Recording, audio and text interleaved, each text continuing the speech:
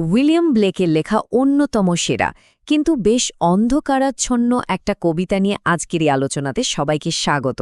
আজ আমরা দেখব কিভাবে শৈশবের নিষ্পাপ আনন্দ একটা তিক্ত অভিজ্ঞতায় বদলে যেতে পারে। আজকের পুরো আলোচনাটা কিন্তু এই প্রশ্নটাকেই ঘিরে। মানে শৈশব বলতেই তো আমাদের মাথায় আসে আনন্দ, হাসি, খেলাধুলা, তাই না? কিন্তু যদি কেউ এসে বলে যে এই সব কিছুই আসলে সময়ের অপচয়, ভাবুন তো একবার। চলুন এই অদ্ভুত ধারণাটা নিয়েই একটু কাটাছেঁড়া করা যাক। কবি উইলিয়াম ব্লেক তিনি মানবাত্মাকে দুটো ভিন্ন চোখে দেখতেন। তার বিখ্যাত কাব্যগ্রন্থে তিনি দুটো জগৎ তৈরি করেছিলেন, একটা হলো নিষ্পাপতার আর অন্যটা অভিজ্ঞতার। আর এই দুটো জগৎ কিন্তু একে অপরের থেকে সম্পূর্ণ বিপরীত। আর মজার ব্যাপার কি জানেন, এই দুটো জগতেই নার্সের গান নামে একটা করে কবিতা আছে। নিষ্পাপতার জগতের নার্স শিশুদের খেলায় খুব আনন্দ পান, কিন্তু আজ আমরা যার কথা বলবো তিনি হলেন অভিজ্ঞতার জগতের নার্স, যার দৃষ্টিভঙ্গিটা একেবারেই আলাদা। এখানে দুজন নার্সের দৃষ্টিভঙ্গির পার্থক্যটা একদম পরিষ্কার। দেখুন, একজন দেখছেন শুধুই আনন্দ, বিশ্বাস, আলো, আর ঠিক তার উল্টো দিকে অন্যজন দেখছেন তিক্ততা, সময়ের অপচয়, ভয়, অন্ধকার। খেলাটা কিন্তু একই, অথচ দুজনের চোখে জগৎটা যেন একেবারেই আলাদা। চলুন এবার তাহলে কবিতাটার গভীরে ঢোকা যাক। এর প্রত্যেকটা শব্দ খুব মন দিয়ে খেয়াল করতে হবে, কারণ এর মধ্যেই লুকিয়ে আছে এক গভীর হতাশার গল্প। খেয়াল করেছেন, শিশুদের খেলার শব্দ শুনে নার্সের কিন্তু মোটেও আনন্দ হচ্ছে না, বরং তার মুখ সবুজ ও ফ্যাকাশে হয়ে যাচ্ছে। এটা তো এক ধরনের শারীরিক অসুস্থতার লক্ষণ, যা তার ভেতরের মানসিক যন্ত্রণাটাকেই প্রকাশ করছে। এখানে নার্স সরাসরি শিশুদের খেলা বন্ধ করতে বলছেন।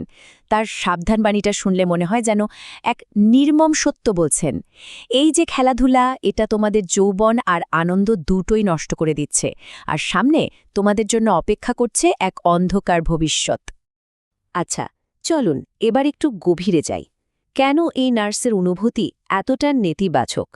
তার এই তিক্ততার উৎসটা ঠিক কোথায়? কবিতার ভাষাটা একটু বিশ্লেষণ করলে আমরা এর উত্তরটা হয়তো খুঁজে পাব।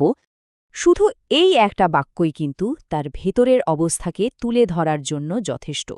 এটা কোনো সাধারণ বিরক্তি নয়, এটা আসলে এক গভীর কষ্টের শারীরিক প্রকাশ।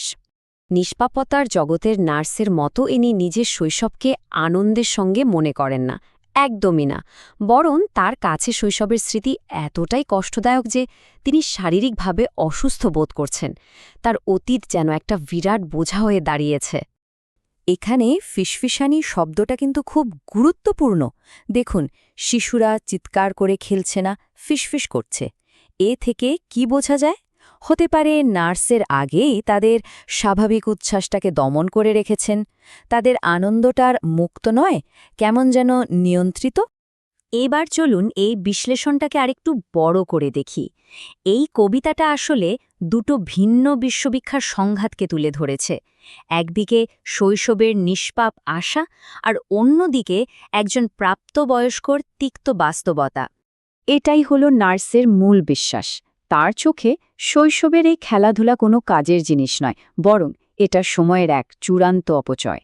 ব্লেক এখানে বসন্ত আর দিন এই দুটো শব্দকে রূপক হিসেবে ব্যবহার করেছেন। বসন্ত বলতে তিনি বুঝিয়েছেন যৌবনকে, আর দিন বলতে জীবনের সেই সব আনন্দের মুহূর্তগুলোকে। আর ঠিক তার বিপরীতে শীত এবং রাত হল শৈশবের শেষের প্রতীক। এই শব্দগুলো দিয়ে নার্স সেই কঠিন ভবিষ্যৎকে ইঙ্গিত করছেন, যা তার মতে শিশুদের জন্য অপেক্ষা করছে। তাহলে মূল বিষয়টা কি দাঁড়াচ্ছে? নার্সের কাছে শৈশবের এই যে আনন্দ, এই যে হাসি খুশি, এটা আসলে একটা মস্ত বড় ধোঁকা, একটা মিথ্যে পর্দার মতো, যেটা ভবিষ্যতের কঠিন বাস্তবতাকে আড়াল করে রেখেছে। আর তিনি সেই ধোঁকা থেকে শিশুদের বাঁচাতে চান। কিন্তু তার মনে এত ভয় কেন? তার এই তিক্ততার পেছনে কি শুধুই ব্যক্তিগত হতাশা, নাকি এর পেছনে অন্য কোনো বাস্তব কারণও আছে? বেশ কিছু বিশ্লেষণে বলা হয়েছে, নার্সের এই হতাশাবাদী দৃষ্টিভঙ্গির মূলে থাকতে পারে সেই সময়ের কঠিন বাস্তবতা। তিনি হয়তো শিশুদের ভবিষ্যৎ নিয়ে ভীষণভাবে চিন্তিত, কারণ তিনি ভালো করেই জানেন যে তাদের জন্য দারিদ্র্য এবং শিশু শ্রমের মতো একটা ভয়াবহ জগৎ অপেক্ষা করছে।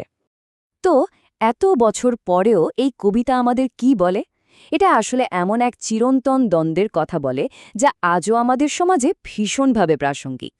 ভাবুন, ২০০ বছরেরও বেশি পুরনো একটা কবিতা, কিন্তু আজও কতটা প্রাসঙ্গিক, কারণ এটা এক চিরন্তন সত্যকে তুলে ধরে, কিভাবে অভিজ্ঞতা অনেক সময় আমাদের ভেতর থেকে নিষ্পাপ আনন্দকে কেড়ে নেয় আর ভবিষ্যৎ প্রজন্মের উপরেও তার ছায়া ফেলে।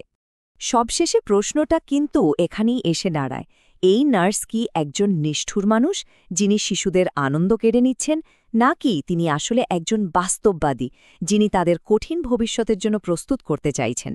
এর উত্তর খোঁজার ভার পাঠকের উপরেই রইল।